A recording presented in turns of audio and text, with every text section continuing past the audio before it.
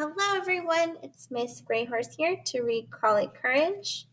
We're starting Homeward, page 77. Grab your book and follow along with me. Homeward. A chill sweat broke out over Mafatu's body. He crouched there listening, unable for the moment to make a single movement. The rhythmic message that boomed across the mountain brought him a message of doom. Thump, thump, thump. Thump, thump, thump. It shivered along his nerves, setting his hair on edge. Warily, moving with utmost caution, Mofatu crept out of the house. The beach was softly brilliant in the light of the waning moon. Any figure moving along the sand he could have seen instantly. He stopped, every nerve strung like wire. The beach was deserted. The jungle silent, black with mystery. The boy rose to his feet. Swift as a shadow, he turned to the undergrowth where the trail led to the high plateau. The jungle had never seemed so dark, so ominous with peril. The tormented roots of the mape trees clutched at him. Lianas tripped him. Tree ferns, ghostly in their half-light, rustled about him as he passed, their muted hush seeming to say, "Not yet, Mafatu, not yet." By the time he reached the plateau, he was breathless and panting. He dropped to his knees and crawled forward, an inch or two at a time. One false move might spell destruction. But he had to know. He had to know. Thump, thump, thump. The measured booming grew louder with every inch that he advanced. Now it pounded in his ears, reverberated through his body, thrummed his nerves. Somewhere below, in darkness, hands drew forth from hollowed logs a rhythm that was a summation of life, a testament to death. Yuri crept close to his master's side, the hair ridging on his neck.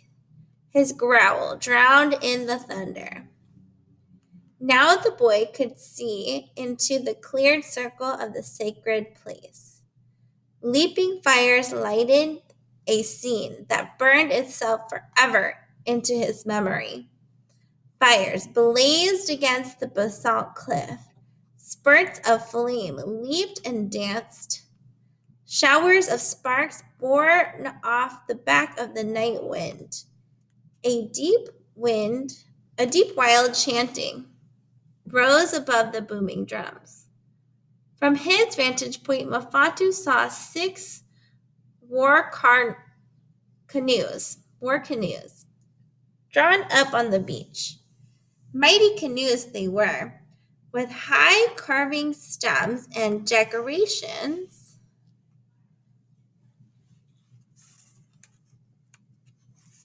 of white shell that caught the firelight in savage pattern. But what held the boy's eyes in awful trance were the figures, springing and leaping about in the flames.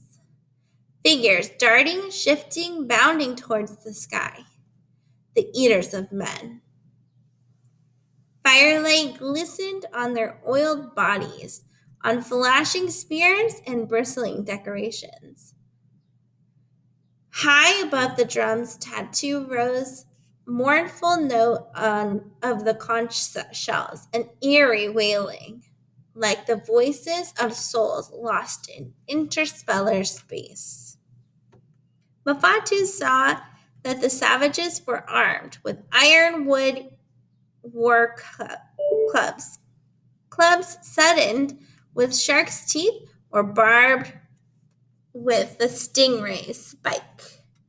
Zigzags of paint streaked their bodies, and towering above all, the great stone idol looked down with slighted sightless eyes, just as it had looked for untold centuries.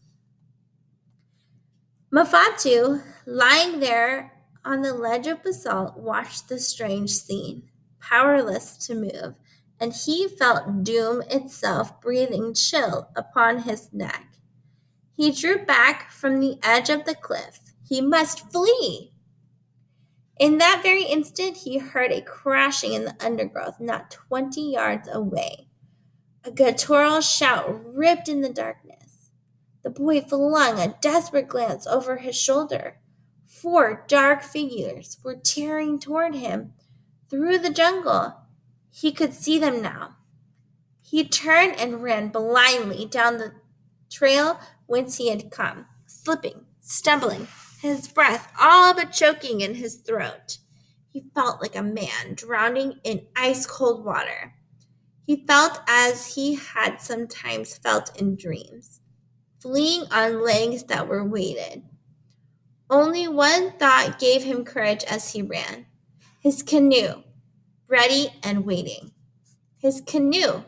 If only he could reach it, shove it into the water before the savages overtook him. Then he would be safe.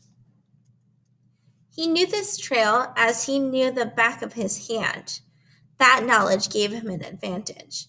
He could hear his pursuers, slipping, stumbling through the bush, shouting threats in a language strange to his ears. But there was no mistaking the meaning of their words. On the boy dashed, fleet as an animal. Thorns and vines clutched at him. Once he tripped and sprawled headlong, but he was up and away in an instant. Through the trees, he caught a glimpse of white beach, and his throat surged. Then he was speeding across the sand, Yuri at his heels. The canoe was at the lagoon's edge. The boy fell upon the thwart, shoved the craft into the water. The logs under the stern rolled easily. In that second, the black men, yelling wildly, broke from the jungle and dashed across the beach. Not a minute too soon, Mafatu leaped aboard and ran up the sail. The savages rushed after him into the shallows. A gust of wind filled the sail. It drew smartly. Now the men were swimming.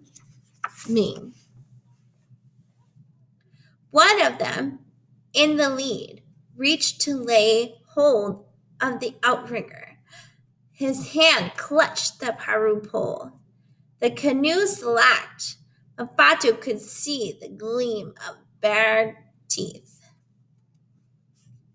The boy lifted the paddle and cracked it down. With the groan, the man dropped back into the water.